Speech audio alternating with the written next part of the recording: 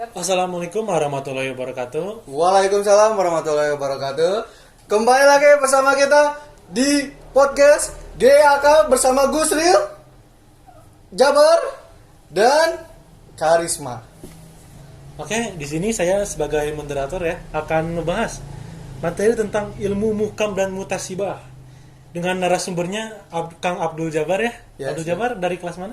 Saya dari kelas akuntansi syariah semester 1 dari Universitas Sri Kencana. Gitu ya. Langsung aja ke pertanyaannya Kang Oh, Jabar. boleh. Nah, yang pertama Kang Jabar. Menurut Kang Jabar tuh apa sih pengertian muhkam itu? Oh, baik. Untuk pertama ya mungkin muhkam ya. Muhkam adalah istilah yang digunakan untuk menggambarkan ayat-ayat Al-Qur'an yang jelas, tegas dan memiliki makna yang jelas. Ayat-ayat muhkam adalah ayat-ayat yang tidak memerlukan interpretasi atau penafsiran tambahan. Makna ayat-ayat muhkam dapat dipahami secara langsung dan mudah dipahami dengan cepat. Sedangkan mutasibah adalah istilah yang digunakan untuk menggambarkan ayat-ayat Al-Qur'an yang memiliki kecenderungan untuk memiliki makna yang samar atau agak-agak jelas lah, seperti itu, ambigu atau tersembunyi. Ayat-ayat mutasibah memerlukan penafsiran lebih lanjut dan seringkali membutuhkan pemahaman konteks yang lebih luas dan pengetahuan tambahan untuk memahaminya dengan benar. Ayat-ayat mutasibah dapat mencakup simbolisme, metafora, perumpamaan, dan bahasa yang kiasan.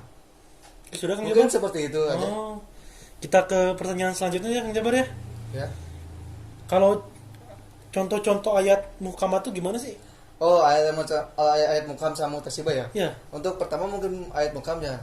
Mohon maaf mungkin saya gak bisa dituin, paling saya artinya doang ya. Oh iya, ya, nggak apa-apa. Ada, Mungkin dari surat apa Kang Jabar? ya dari surat Al-Ikhlas ayat 1 sampai 4 yang berbunyi, katakanlah Dia Allah yang Maha Esa.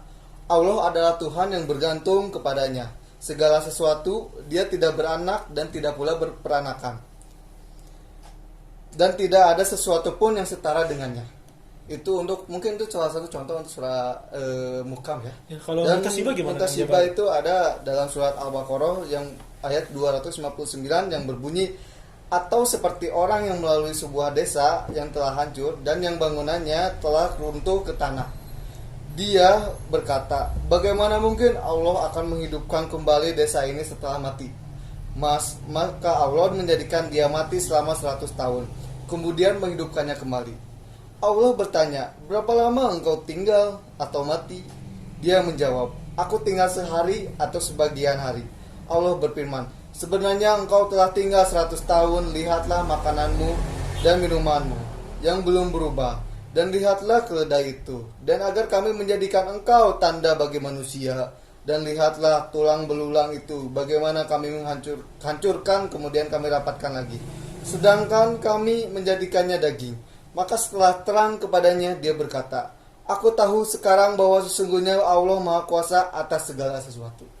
Mungkin itu saya beberapa contoh ya bagi untuk gitu ya. ayat muhkam sama mutasibah ya. Kita ke pertanyaan selanjutnya. Ini ada pertanyaan lagi nih Kang Jabar. Oh, ada apa tuh? Pertanyaan Katanya apa tuh? gimana sih sebab-sebab terjadinya tasyabuh dalam Al-Quran? Oh, sebab-sebab terjadinya tasyabuh ya? Ya. Ada beberapa sih ya, hal-hal yang terjadinya tasyabuh. Yang pertama, penggunaan gaya bahasa. Gaya bahasa dalam Al-Quran menggunakan berbagai gaya bahasa yang kaya, termasuk perumpamaan, simbolisme, metafora, dan bahasa kiasan. Yang kedua, ada pengulangan tema dan kisah. Al-Quran seringkali mengulang tema dan kisah tertentu dalam berbagai surah.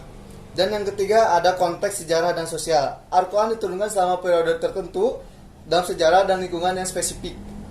Yang keempat, ada konsistensi ajaran. Al-Quran adalah kitab suci yang konsisten dalam menyampaikan ajaran agama Islam. Oleh karena itu beberapa ayat dapat memiliki kesamaan dalam menyampaikan prinsip-prinsip dalam nilai kehidupan. Dan itu mungkin sebab-sebabnya ada beberapa di 1 sampai 4. Ada lagi pertanyaan? Bentar ya.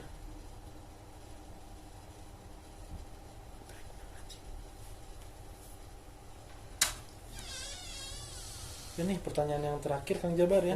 Saya bacakan aja ya. Oke, boleh. Gimana sih pandangan dan sikap ulama terhadap ayat-ayat tentang mutasibah aja deh, gimana?